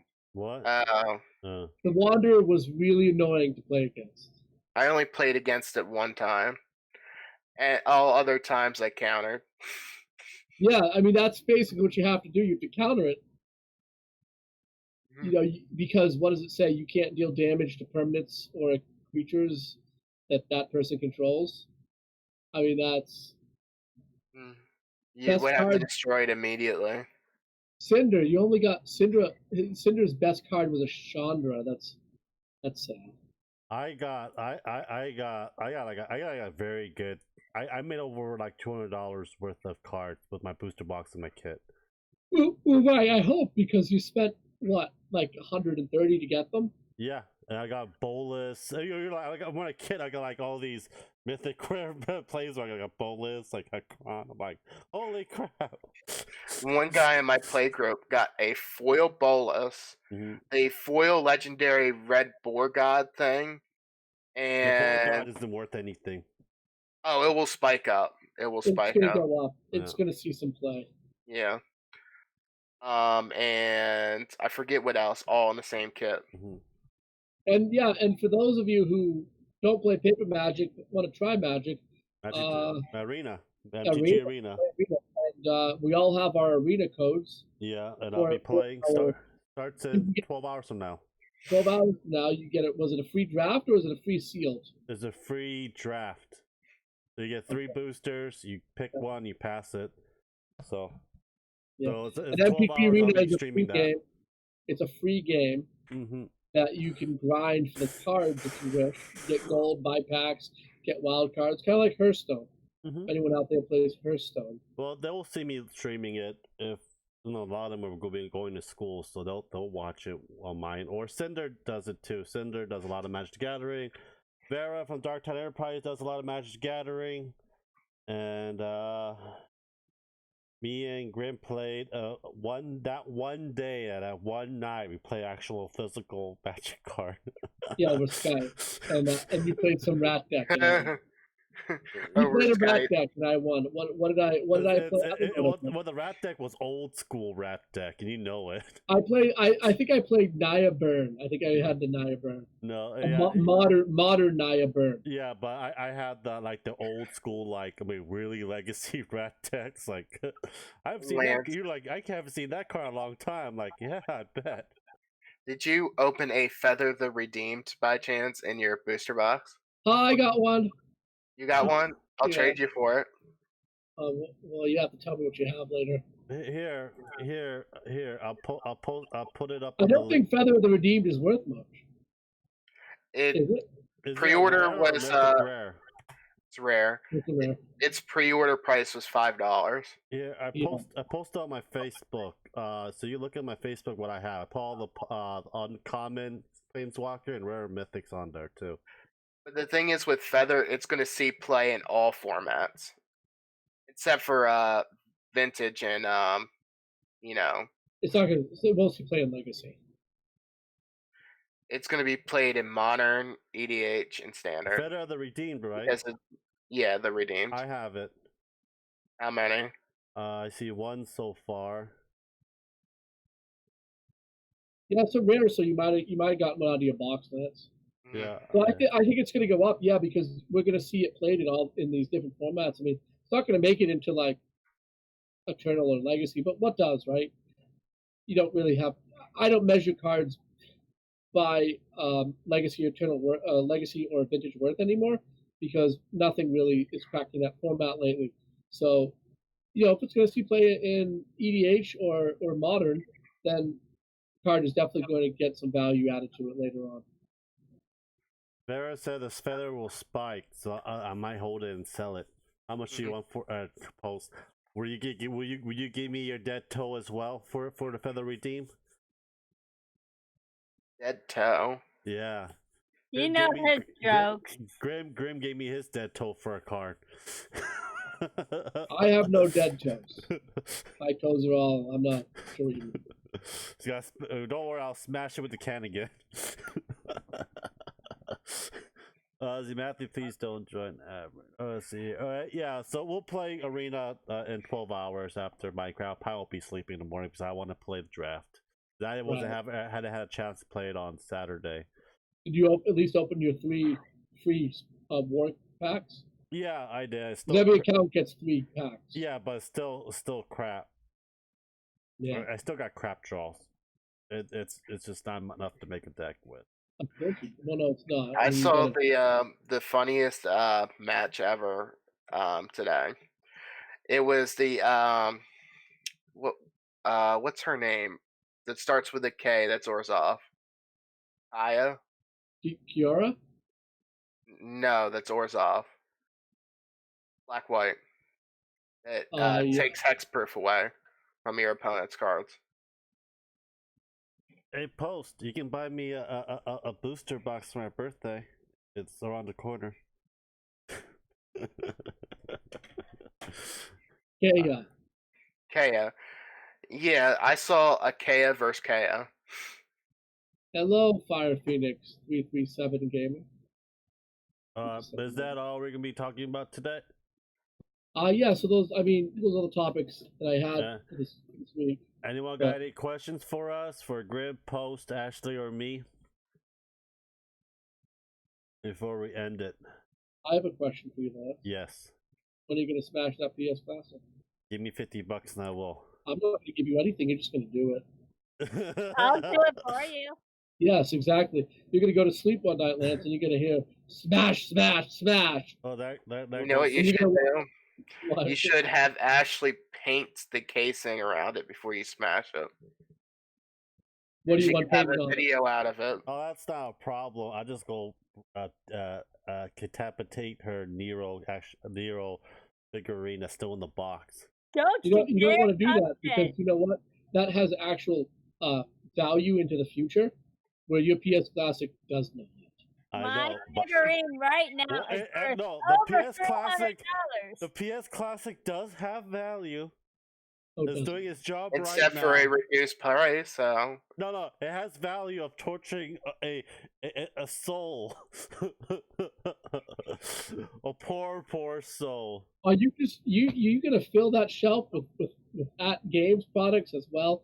Surround it with all those awesome at-games, Genesis and Atari products? And I'll be putting your big face on there. I'll be putting Grimm's Shrine. I'm just gonna tell you, this is way better than your stupid PlayStation Classic. No, it doesn't have. Fire Phoenix, I'll tell you why I spoiled Endgame to you. Because you should have seen it already. You should have seen it already.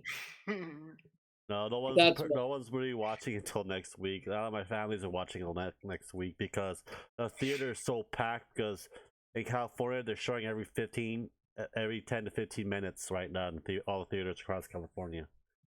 So, question, Graham. Yes. Did the helicopter make it in Endgame? The helicopter. The Thanos copter. Like in the comics. No, there was no Thanos copter. In the comic books, Thanos comes out of nowhere with a helicopter of all things, and it has a big thing that says Thanos on it. So Cinder gave you the finger, Graham. So F you, I'll see you tomorrow. Right. I don't remember a helicopter.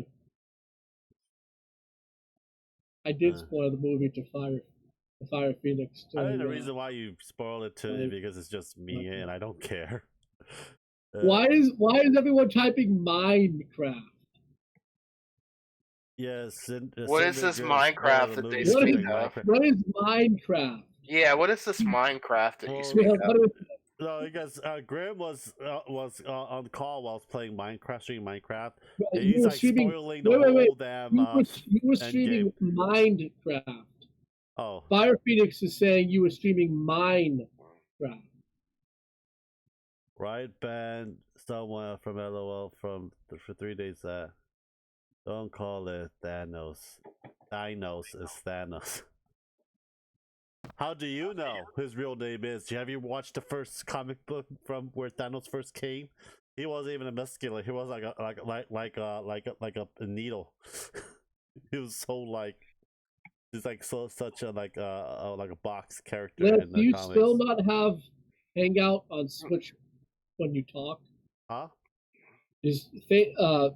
Google is not switching to people when they No, talk. no. It's I tried, I looked it up, and my something wrong with my Hangout. I don't know what's wrong with it. Are you using the web browser app? Or No, are you I'm using the app itself. So stop using the app. Use the web. Just log in. Just go to it. Open a web browser and just open up Hangouts. We'll try that out Sunday. I have never used the Hangout app. Yeah. Never, not once. I have good. I'm connected by my web browser. It's codes with the Google Chrome. Is basically like connected to it. Nope, I'm using Google Chrome. I'm using Google Chrome. I'm using the web browser. Yeah, I'm not using the app. So they're not. You can log into Hangout. That app is mostly for your phone and your tablet. You do not need that app on a Windows machine. You don't I use the web browser and it doesn't work. Okay. Oh, then Vera tested it out, so I believe Vera more than all of you.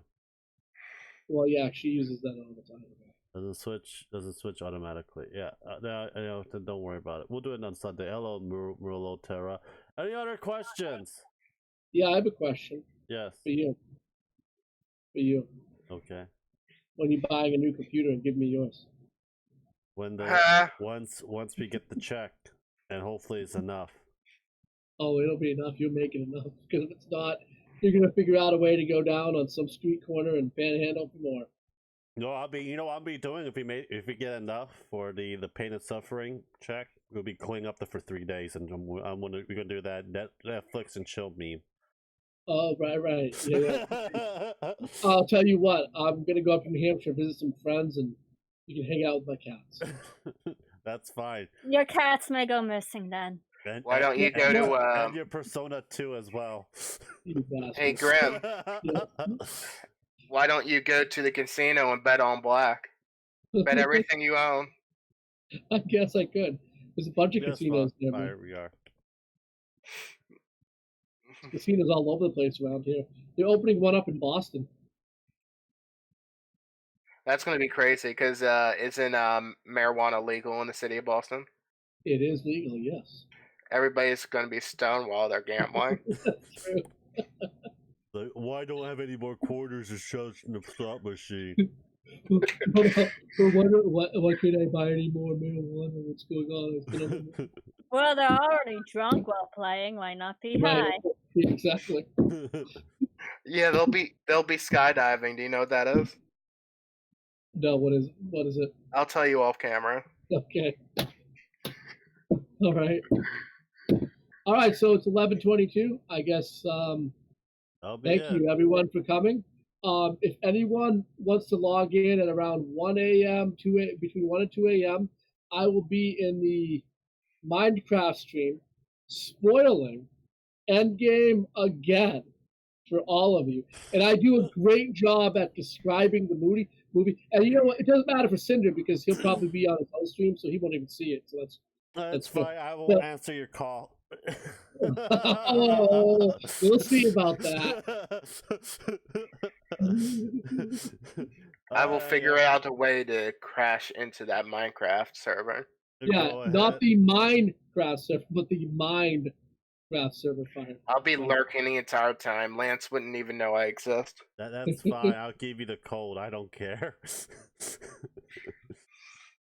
Because I pay for it, they use it. The second server is going to be gone because no one's using the second realm for it. It's like, why am I paying? Did you already pay for both of them? Yeah, the second realm is like 30 days. I pay for 30 days. See if people want to get on it. It's a free for all. You can go in, kill, and whatever you want on the second realm. But no, they want to do it on the first freaking realm. It's like, why? Alright then, guys. Thank you guys for watching. Subscribe. Check their guys' channel. Link down below. We'll see you guys at 12 a.m. And I'll let you guys see my face before I go. Yes, beautiful and sexy and sleeky, whatever. Yeah. See you guys at 12 a.m. And in about 12 hours from now, I think a lot of us are going to play Magic the Gathering Arena Draft. I'll probably be playing it first, I believe. So, well, anyhow, guys, thank you guys for watching. Have a great day, guys. Bye.